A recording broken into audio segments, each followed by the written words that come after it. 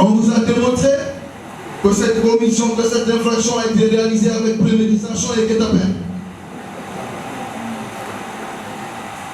Monsieur le Président, les agissements de Bangali Traoré sont constitutifs d'infraction à la loi pénale, à savoir l'assassinat.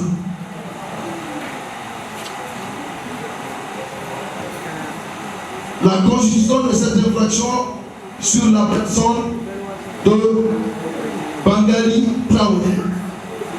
À ce qui concerne la répression, Monsieur le Président, sur la peine, comme vous le savez, Monsieur le Président,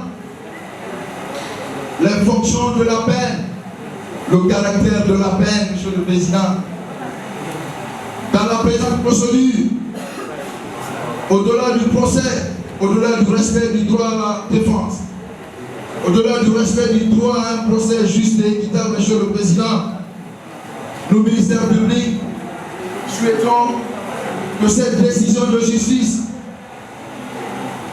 soit une jurisprudence dans nos différentes sociétés. Au-delà de sa fonction dissuasive, que cette décision puisse également être une fonction éducative à l'égard de la société, à l'égard du peuple de Guinée représenté ici dans cette salle d'audience. Les faits constitués autour de cet accusé, la sanction est la répression criminelle à perpétuité, avec une période de sûreté de 30 ans, Monsieur le Président. Nos ministères publics, nous ne pouvons pas nous limiter à cela. Si notre peine existait dans la loi ordinaire de la République de Guinée, notamment dans le code pénal en vigueur de la République de Guinée, plus élevé que la perpétuité, c'est celle-ci qu'on aurait demandé. Et ce, après avoir donné la mort à cette bonne femme, aujourd'hui, il nous dit, vraiment, je demande pardon à la famille, je demande pardon à la société guinéenne, je demande pardon à tout Bantam. Monsieur le Président, c'est de la farce. Ce n'est pas de qui il veut se moquer. Qui il veut se moquer, Monsieur le Président? Certainement, ce n'est pas vous. Ce n'est pas nous autres, Monsieur le Président. Nous savons que vous allez donner une sanction exemplaire à M. Bangali Bangali Traoré, Monsieur le Président. Monsieur le Président, honorable assesseur, vous-même, vous avez les images avec vous. Combien de fois ce monsieur a été cruel, il a été inhumain, il a été insensible.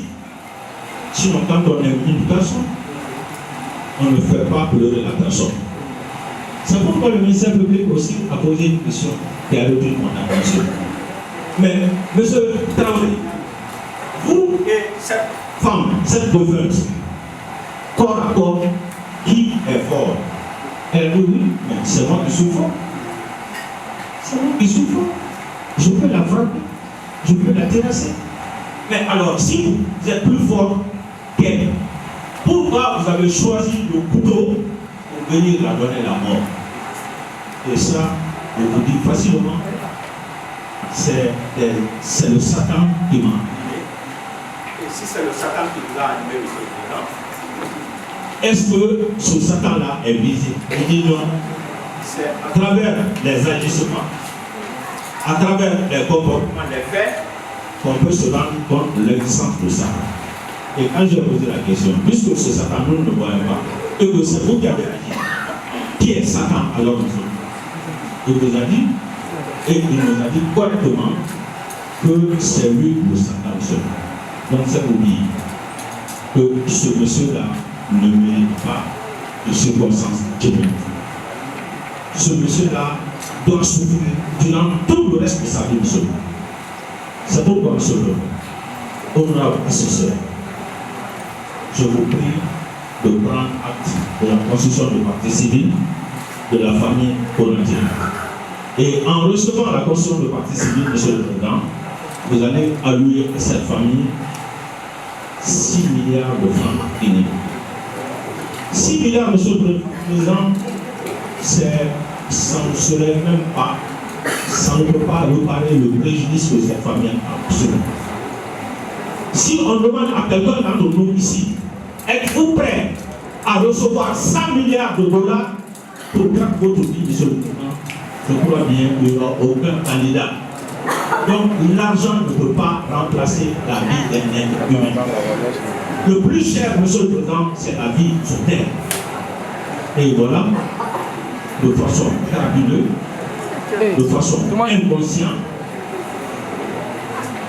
monsieur Bangali prend le couteau pour aller donner la mort à cette pauvre femme. Et il vous dit, moi-même j'ai voulu me donner la mort. Alors je me demande, est-il facile de se donner la mort avec un couteau ou bien de prendre l'herbicide? Qui sait? Peut-être on a vu les images d'un flacon.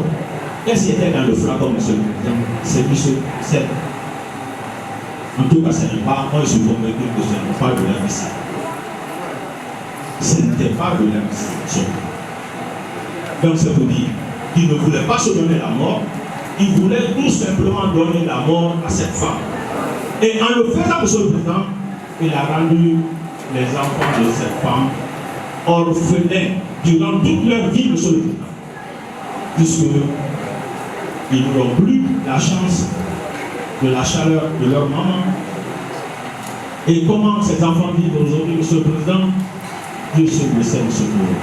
C'est pourquoi nous vous demandons de recevoir notre constitution de partie civile et d'allouer à cette famille la somme de 6 milliards de francs guinéens à titre de dommage et intérêts pour tout préjudice confondu.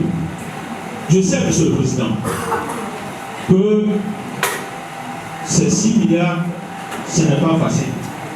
Mais quand l'État veut, il peut. Nous avons vu tout dernièrement, par un décret présidentiel,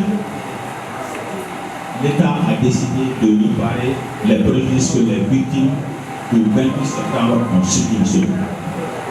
Donc, par la même manière, monsieur le Président, nous pensons que l'État doit venir au secours de cette famille.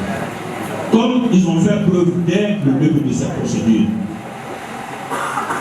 On n'est pas sans savoir que cette affaire, le gouvernement a pris en charge. Le gouvernement a envoyé une délégation gouvernementale conduite par le ministre de la Justice. Et ce jour, et vous, et le parquet général, le parquet d'instance, tous les magistrats du ressort de la Cour d'appel se sont rendus dans la famille politique pour présenter les condoléances les plus attristées de cette famille. Donc, monsieur le Président, comme je le disais, même avec 100 milliards de dollars, on ne peut pas réparer les préjudices que les enfants ont subis. Les préjudices que sa famille lui manque, la perte de Adama ne devrait être monnaie la même chose.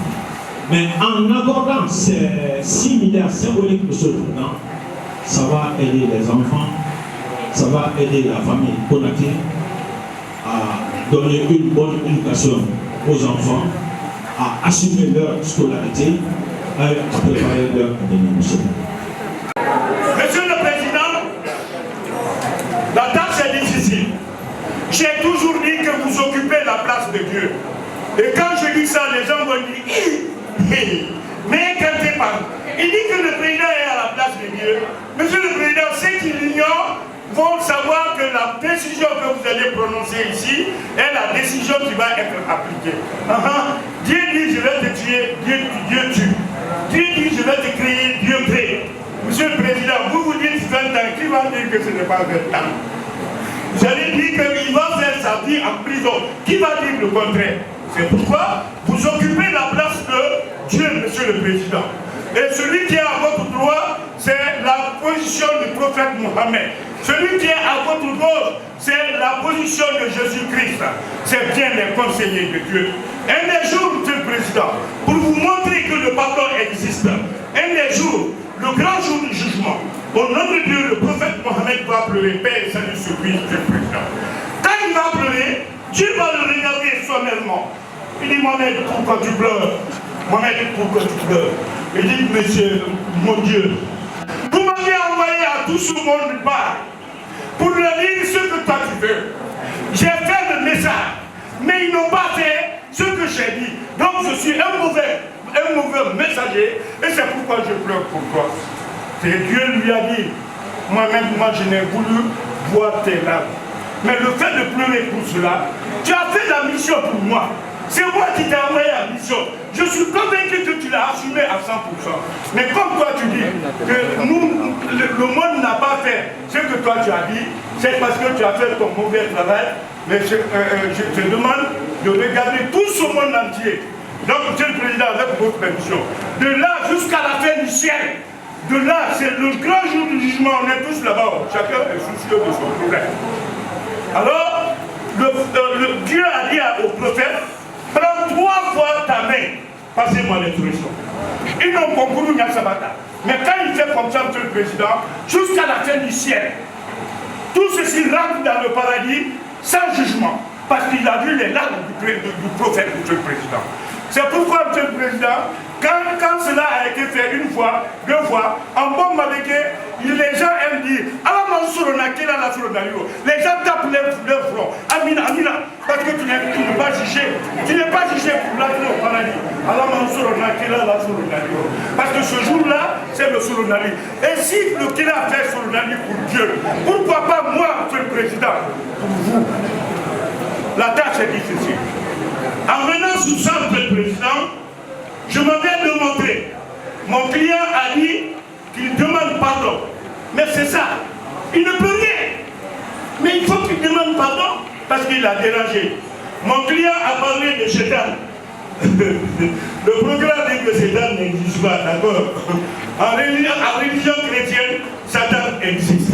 En religion musulmane, Satan existe. Et mon client a bien répondu que Satan n'est pas visible, mais c'est les effets de Satan qui se voient, Monsieur le Président. Quand ça rentre dans un homme, tu deviens inconscient. Quand ça rentre dans un homme, tu deviens incontrôlé.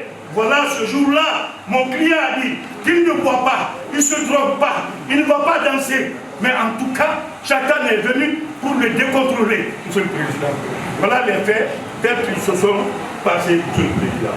Alors, j'ai entendu de l'autre côté et à ma gauche, eh non, c'est quelqu'un qui ne doit pas bénéficier de circonstances atténuantes. Noël, c'est lui qui le dit. Mais le code, le législateur a très bien prévu l'article 116. On dit que si le client, c'est sa première fois de comparer, Monsieur le Président, vraiment, qu'il faudrait s'appesantir, on ne vous impose pas, mais il peut bénéficier des circonstances atténuantes, Monsieur le Président. Alors si cela est, c'est le ministère public qui poursuit Bangali Traoré. Et c'est le ministère public qui est là encore, qui requiert contre lui. Mais d'une manière aggravante, oui. Parce qu'il est le représentant de la société. Mais moi, Maître Kandé, Monsieur le Président, je viens toujours demander et solliciter et rappeler le procureur que Bangali Traoré aussi est un citoyen de sa société. Bangali Traoré n'est pas un mouton. Bangali Traoré n'est pas un arbre. Bangali Traoré est un homme. Dans tous les cas, il est en faute. Et il est en faute, il est devant la loi. Est-ce que cette loi n'a pas pitié? Cette loi n'est pas tombée du ciel. Cette loi est faite par les hommes, Monsieur le Président. L'application, c'est vous. Monsieur le Président, je ne veux pas vraiment m'allonger dans ma plaidoirie, car j'ai déjà reconnu que je suis coupable, car j'ai déjà reconnu que je vous demande pardon. Mais Monsieur le Président, prouvez au parquet, le poursuivant, que la loi, c'est la loi. Parce que j'ai vu dans la fin de ces réquisitions une petite menace. Et on attend de vous la loi dans sa rigueur. Mais Monsieur le Président, vous êtes professionnellement assis. Vous ne rendez compte à personne. Vous ne rendez pas compte au président de la République. Vous ne rendez pas compte au procureur de la République. Vous ne rendez pas compte au ministre. Vous rendez compte à qui? À votre conscience professionnelle, Monsieur le Président. Donc, cette petite menace dans ces réquisitions, Monsieur le Président, je sais que vous allez vous en passer. Il se présente toujours comme l'homme le plus fort, alors que nous sommes les deux enfants du président. Le procureur est le premier fils, l'avocat est le second fils, Monsieur le Président. Mais chaque fois que lui parle, le président est souvent dirigé par le premier fils. Mais Monsieur le Président, cette fois-ci, je voudrais que vous montrez à la population de Kankan que l'homme c'est le sentiment, l'homme c'est le pardon. Mais en condamnant M. Bangali Traoré, est-ce que cela va réveiller ma petite du paradis, Adama?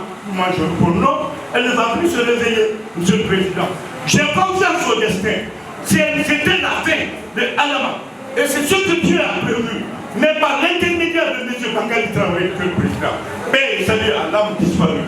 Continuons toujours, Monsieur le Président, en parlant de la délinquance primaire, en revenant dans le pardon, je vais parler des antécédents, non du destin de M. Bangali Traoré. Monsieur le Président, j'ai toujours dit que le destin existe. Quand l'homme est créé, c'est que Dieu sait si tu vas y arriver. Quand l'homme est créé, c'est que Dieu sait sa fin. Alors la fin de M. Bangali, c'est comme ça, Monsieur le Président. Et la fin de Mme Adama, voilà ce que Dieu a voulu. Moi, je suis un croyant dans ma plaidoirie.